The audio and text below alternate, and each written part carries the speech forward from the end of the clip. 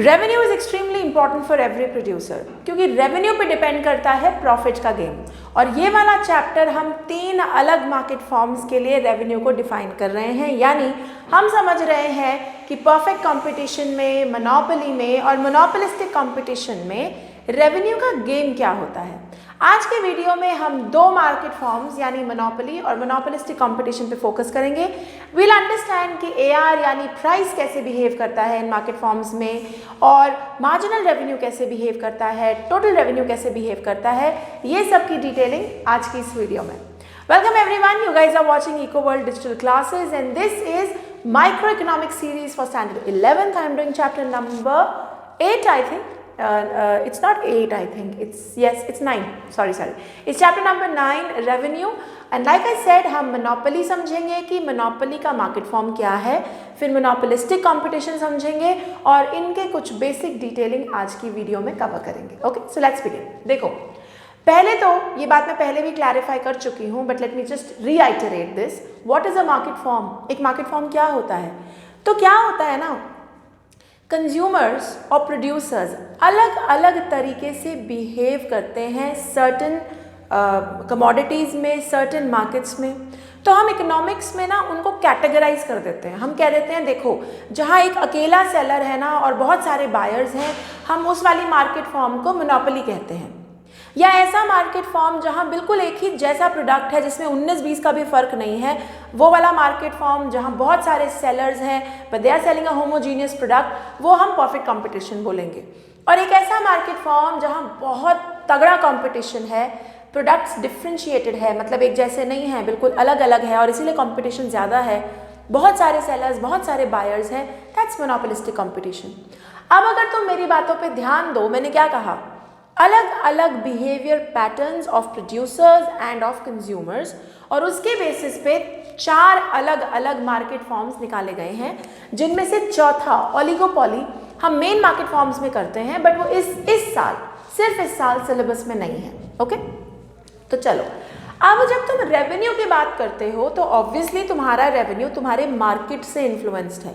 तुम किस type of market में बैठे हो, क्या तुम मोनोपोली में हो, क्या तुम सिंगल सेलर हो, तो तुम्हारा रेवेन्यू का गेम अलग होगा। क्या तुम एक ऐसे मार्केट में बैठे हो जहां बहुत तगड़ा कंपटीशन, बहुत सारे कॉम्पिटिटर्स हैं, तो तुम्हारा रेवेन्यू का गेम अलग होगा।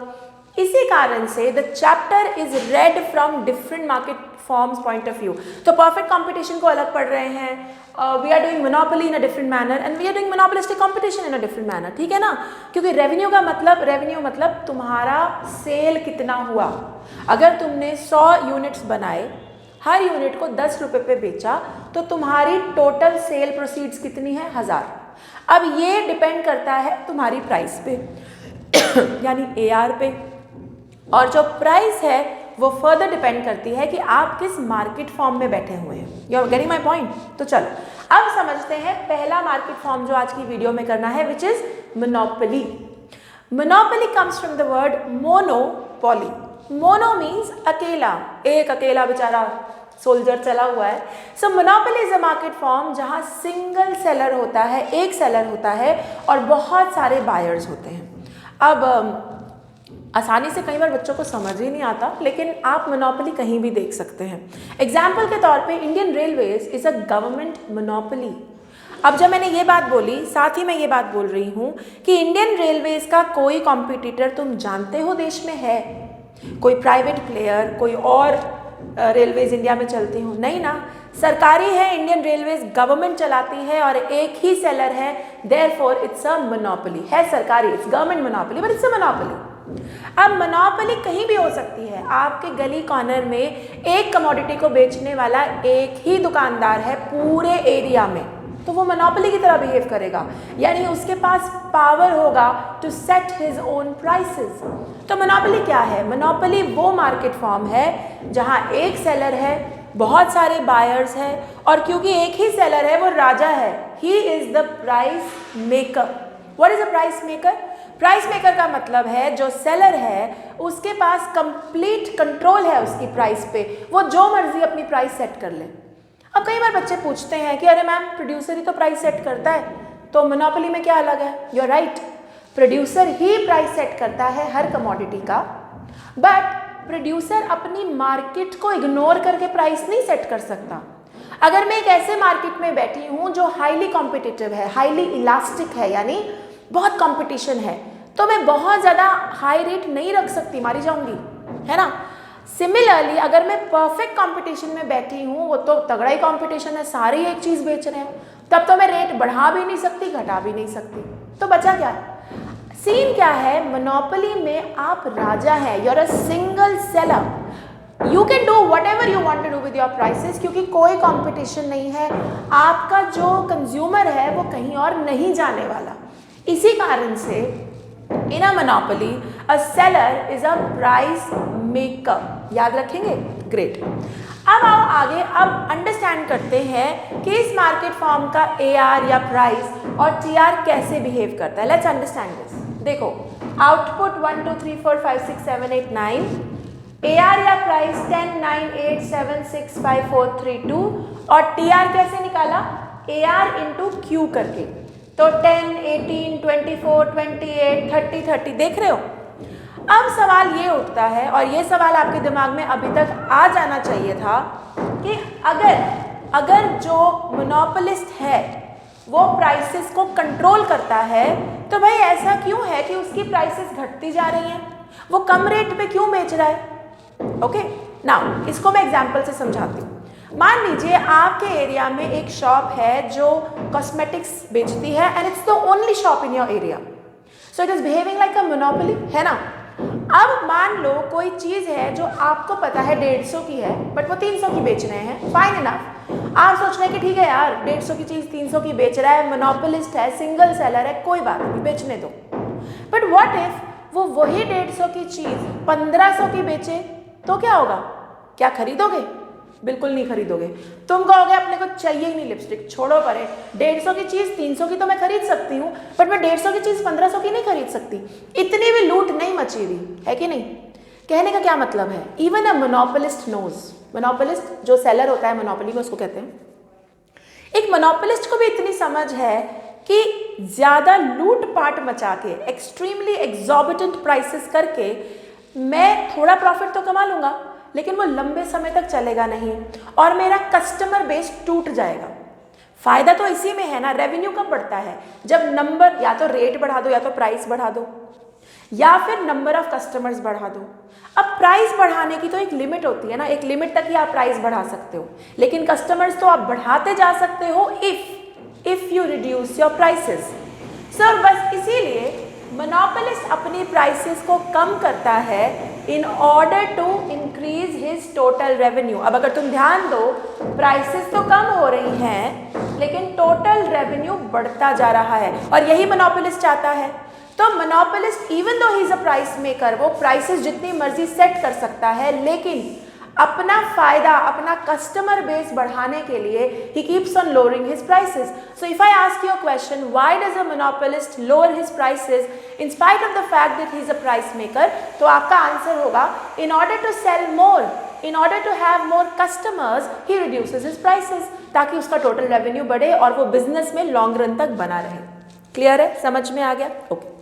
अब तो फिर इसके डायग्राम कैसे बनेंगे? तो ध्यान दो, AR भी फॉल हो रहा है, TR बढ़ रहा है, और अगर मैं यहीं पे MR का एक कर्व बनाऊं, तो MR, ये देखो, MR भी फॉल हो रहा है, MR is also falling. MR is change in TR, मैं चेंज इन TR से MR बना रही हूं, if you notice this. Okay, I have done something wrong here. Okay, तो AR फॉलिंग है, MR फॉलिंग है, and this is how my curves will form. ये रहे मेरे curves, this is MR curve, this is AR curve, दोनों downward sloping है। यानी downward sloping का मतलब क्या है इकोनॉमिक्स में? जैसे जैसे आउटपुट बढ़ेगा वैसे वैसे एवरेज रेवेन्यू या MR कम होता जाएगा। डाउनवर्ड स्लोपिंग का मतलब है इनवर्स रिलेशनशिप है। तो AR, आउटपुट बढ़ने से AR भी घट रहा है, आउटपुट बढ़ने से MR भी घट रहा है, इसीलिए AR भी फॉलिंग है, MR भी फॉलिंग है, और दोनों डाउनवर्ड स्लोपिंग है। लेकिन AR पॉजिटिव ही रहेगा, ना वो एक्सिस को टच करेगा, ना वो नेगेटिव होगा। MR on the other hand is zero, is negative, इसीलिए हम इसको 0 भी ले रहे हैं और नेगेटिव भी ले रहे हैं। That is how your AR and MR curves come out. Okay, अब TR की बात करते हैं। TR का कर्व बनेगा ऐसा। क्यों? क्योंकि पहले बढ़ रहा है डिक्रीजिंग रेट पे, देखो 10 से 8, 8 से बढ़ रहा है। If you notice TR is increasing 10 to 18, 18 to 24 बढ़ता ही जा रहा है, लेकिन पहले बढ़ रहा है डिक्रीजिंग रेट से। यानी पहले 10 से बढ़ा, फिर 8 से, फिर 6 से, फिर 4 से, और बाद में बढ़ रहा है इंक्रीजिंग रेट से। तो इट इज फॉलोइंग, ये देखो पहले डिक्रीजिंग रेट से, फिर थोड़ा तेजी से, फिर maximum constant and finally this falls. Okay, और MR का कर्व तो हम पहले ही डिस्कस कर चुके हैं। MR का कर्व इज लाइक दिस। क्यों? क्योंकि MR घटती जा रही है, बीच में 0 होती है and then it goes negative. जहां ये 0 हो रही है ना, वहां पे ये एक्सिस को टच करेगी। I hope this is clear.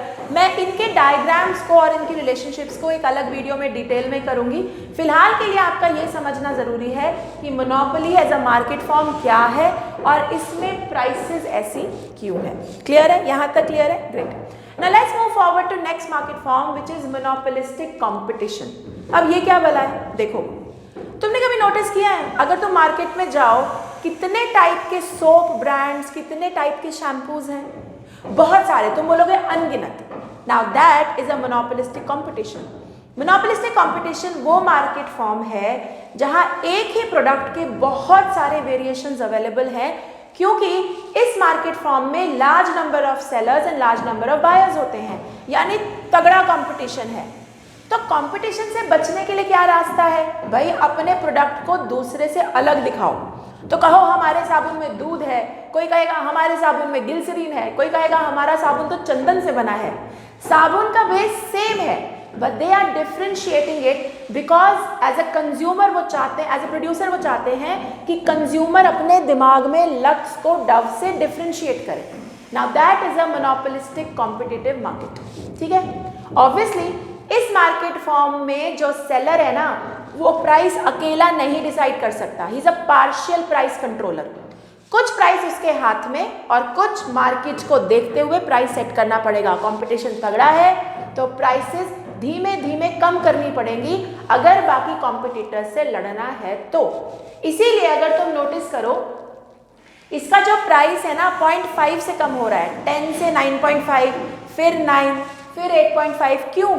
क्योंकि कंपटीशन चल रहा है। उसने 0.25 काटा मेरे कॉम्पिटिटर ने, तो मैं भी 0.25 ही काटूंगा या 0.5 काटूंगा। मैं बहुत ज़्यादा अपना प्राइसेस वेरी नहीं करूंगा, हमारे प्राइसेस क्लोज बाय रहेंगे क्योंकि हमारा कंपटीशन है। इसीलिए जो एवरेज रेवेन्यू या प्राइस का कॉलम है इस मार्केट फॉर्म में, वो पॉइंट से घटता है and as a result of it जो इसका एवरेज रेवेन्यू और मार्जिनल रेवेन्यू कर्व है वो भी बिल्कुल ऐसा ही बनता है जैसा मोनोपोली का है।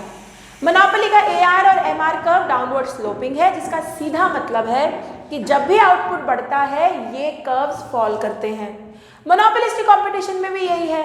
आउटपुट बढ़ाने के लिए, नंबर ऑफ कस्टमर्स बढ़ाने के लिए आपको अपनी प्राइसेस कम करनी पड़ेंगी। तो यानी आपका AR और MR कर्व डाउनवर्ड स्लोपिंग ही होगा। बिल्कुल सेम डायग्राम बनता है। अगर आपको अलग से आ जाए मार्केट फॉर्म, आपको यही डायग्राम वापस बनाना है। ओके, रही TR की बात, TR का भी डायग्राम एब्सोल्युटली सेम बढ़ता है। वही ये पहले डिक्रीजिंग रेट से बढ़ता है, फिर मैक्सिमम कांस्टेंट होता है, फिर घट जाता है। बिल्कुल यही चीज आपको यहाँ पे भी डायग्राम में बनानी है। दिमाग में क्या रखना है? दिमाग में सिर्फ ये रखना है कि मोनोपोली में प्राइस जो घटती है वो 1-1 रुपए से घटती है, क्योंकि कोई कंपटीशन नहीं है, हम राजा हैं। मैं तो इसलिए रिड्यूस कर रही हूँ अपनी प्राइसेस ताकि मेरा कस्टमर बेस बढ़े। लेकिन मोनोपोलिस्टिक कंपटीशन में जो मेरी प्राइसेस कम हो रही हैं, ये पॉइंट से कम हो रही हैं। क्यों?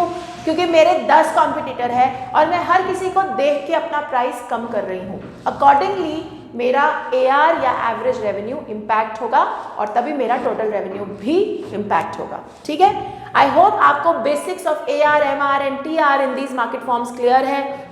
ये मार्केट फॉर्म्स क्या हैं ये क्लैरिटी है। अब इन्हीं मार्केट फॉर्म्स के बेसिस पे रिलेशनशिप्स करेंगे इन दोनों मार्केट फॉर्म के AR, MR, TR के in next video, and we'll also understand how to write them well in detail. Okay, if you guys are watching me on YouTube, do not forget to share, subscribe, comment and like. Till then, take care. Bye bye.